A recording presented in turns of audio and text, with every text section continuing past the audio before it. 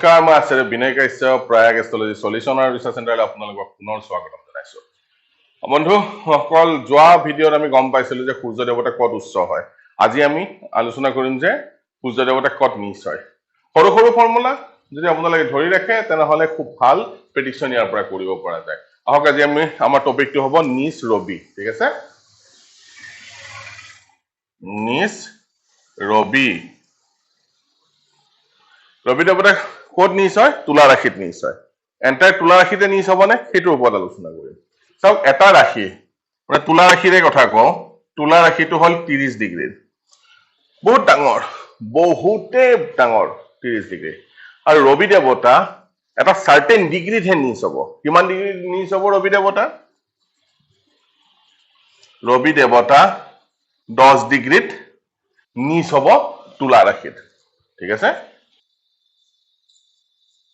নিচ হব তুলা ৰাশিত এতিয়া প্ৰশ্ন হল যে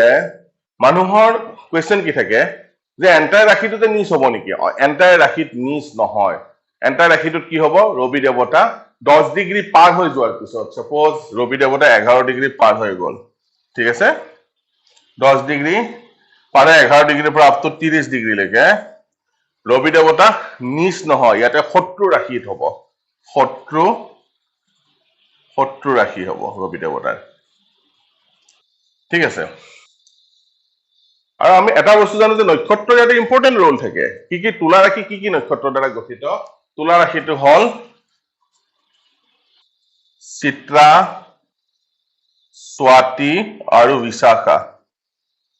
বিশাখা নক্ষত্ৰৰ দ্বাৰা গঠিত ইয়াতে স্বাতিৰ চিত্ৰাৰ দুটা চৰণ থাকিব স্বাতিৰ 4টা চৰণ থাকিব বিশাখাৰ এটা চৰণ থাকিব চিত্ৰাৰ কি চৰণ থাকিব থাৰ্ড আৰু ফোৰ্থ আৰু স্বাতিৰ ফাৰ্ষ্ট সেকেন্ড থাৰ্ড আৰু ফোৰ্থ আৰু বিশাখাৰ মাত্ৰ এটাই চৰণ থাকিব ফাৰ্ষ্ট চৰণটো থাকিব এতিয়া ৰবি দেৱতা 10 ডিগ্ৰী নিচ হয় আহক আমি কুণ্ডলী মাধ্যমেৰে বুজিব চেষ্টা কৰো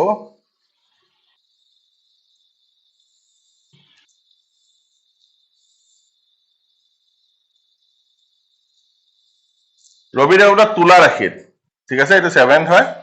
এটা যদি ৰবি থাকে ৰবি 10 ডিগ্ৰীত নিচ হব এটা 10 ডিগ্ৰী কাৰ নক্ষত্ৰ নিচ হব সব ফাৰ্ষ্ট সেকেন্ড যদি ধৰো এটা নক্ষত্ৰৰ মান 1 নক্ষত্ৰ এটা চৰণৰ মান হল 3 ডিগ্ৰী 20 মিনিট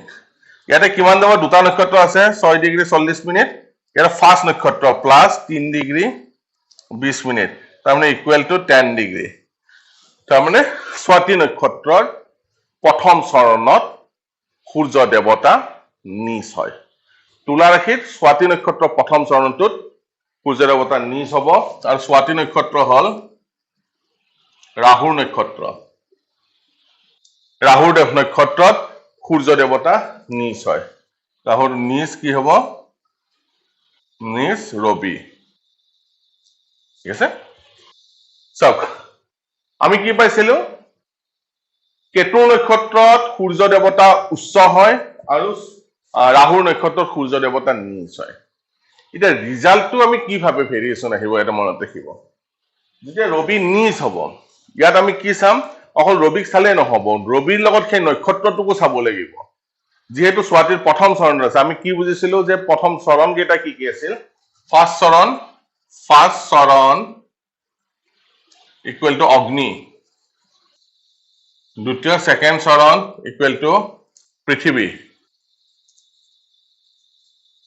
থাৰ্ড চৰণ বায়ু আৰু ফোৰ্থ চৰণ জল ৰাহু দেৱতাৰ প্ৰথম চৰণত মানে অগ্নি তত্ত্বত সূৰ্য দেৱতা নিচ হব তাৰমানে এয়া কি হব এই অগ্নি এনাৰ্জি অগ্নি নহয় এয়া অগ্নি হল বেয়া অগ্নি যিটো আমি মৃত্যুৰ চিতাত ব্যৱহাৰ কৰো সেয়া অগ্নি ঠিক আছে তো তেনেকৈ আমি ইন্টাৰপ্ৰিটেশন বিলাক উলিয়াম আমাৰ টেক্সটত যি দি থৈ গৈছে এন্টায়াৰ ৰাশিটোতে যে ৰবি দেৱতা নিচ হব বা বেয়া ৰিজাল্ট দিব তেনেকুৱা নহয় এটা তুলা ৰাশিত ৰাহুৰ প্ৰথম চৰণতহে সূৰ্য দেৱতা নিচ হব ইয়াতে ৰাহু ফেক্টৰটো খুব ইম্পৰ্টেন্ট হৈ পৰে ইয়াতে চাব যে ৰাহু দেৱতা ক'ত প্লেচ হৈ আছে যদি ৰাহু দেৱতা কুণ্ডলীখনৰ কাৰণে ভাল জাগাত প্লেচ হৈ আছে যদিও সূৰ্য নিজ তথাপিও নিজ সূৰ্যৰ দশা অন্তৰ্দশাত জাতক বা জাতিকাই সিমানখিনি দুষ্প্ৰভাৱ নাপায় যদি ৰাহু যদি ইল প্লেচ হৈ আছে বেয়া জাগাত প্লেচ হৈ আছে ৰাহু আৰু কেতুৰ ক্ষেত্ৰত ডিসপজিটৰ থিওৰি এপ্লাই হয় সেইকাৰণে ৰাহু আৰু কেতু যিটো ৰাশিত আছে সেই ৰাশিৰ অধিপতিটোক চাব লাগিব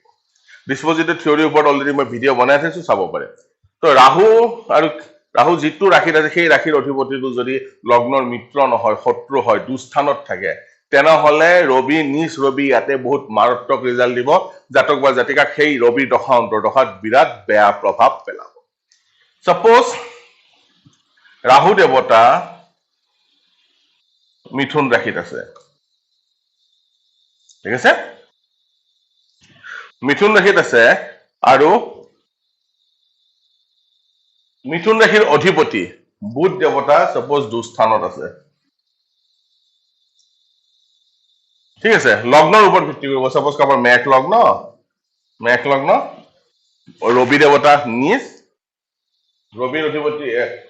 ৰবি যিটো নক্ষত্ৰ আছে সেই নক্ষত্ৰৰ অধিপতি ৰাহু মিথুন ৰাশিত আছে মিথুন ৰাশিৰ অধিপতি দুস্থানত যদি থাকে তেনেহলে ৰবি দশা অন্তৰ্দশাত জাতক বা জাতিকাই বিৰাট প্ৰব্লেম পাব আৰু যদি ৰাহু যিটো ৰাশিত আছে সেই ৰাশিৰ অধিপতিটো যদি ক'ৰবাত ভাল জাগাত যদি আছে তেনেহলে জাতক বা জাতিকাই সেই নিজ ৰবিৰ পৰাও সিমান বেছি প্ৰব্লেম নাপায় যিমানখিনি পাব লাগিছিল তো এনেকৈ আমাৰ ইন্টাৰপ্ৰিটেশ্যন লাগ যাব অকল এটা দিশ যদি চাওঁ বোলে ৰাহু তুলা ৰাশিত আছে আপোনাৰ ৰাহু নিজ আপোনাক খুব বেয়া ৰিজাল্ট দিব তেনেকুৱাকে নহয় সদায় মনত ৰাখিব ৰবি বা যিকোনো প্লেনেটে হওক এটা সাৰ্টেন ডিগ্ৰী থাকে সেই ডিগ্ৰী মতেহে নিজ হ'ব বা উচ্চ হ'ব সেই উচ্চ নিজটো নাজানা কৰি আমি যদি এনে প্ৰেডিকশ্যন কৰি দিওঁ ফলাদেশত বিৰাট তাৰতম্য দেখা পোৱা যায় বিৰাট পাৰ্থক্য দেখা পোৱা যায় আমি এনেকুৱা বহুত কুণ্ডলী দেখা পাইছো যে উচ্চ ৰবিয়ে কোনো উচ্চতাৰ ফলে দিয়া নাই বা নিজ ৰবিয়ে জাতকক কোনো ধৰণৰ হাৰ্মে কৰা নাই তেনেকুৱা কুণ্ডলী আমি বহুত দেখা পাইছো ঠিক আছে অকল এটা হেৰিত নাযাওঁ তো আমি গোটেইখিনি পেৰামিটাৰ চালি জাৰি চাইহে প্ৰেডিকশ্যন দিয়া উচিত হ'ব তো আজি আমি কি গম পালো ৰবি দেৱতা ক'ত নিজ হ'ব আৰু সেই নক্ষত্ৰ অধিপতিটোৰ প্লেচমেন্ট বিলাক আমি জানিব লাগিব ঠিক আছে তো আজি ভিডিঅ' ইয়াতে বিৰাম দিলো যদি কিবা এই বিষয়ত কোৱেশ্চন থাকে তেনেহলে মোৰ ফোন নম্বৰো আছে আৰু লগতে কমেন্ট বক্সতো লিখিব পাৰে ধন্যবাদ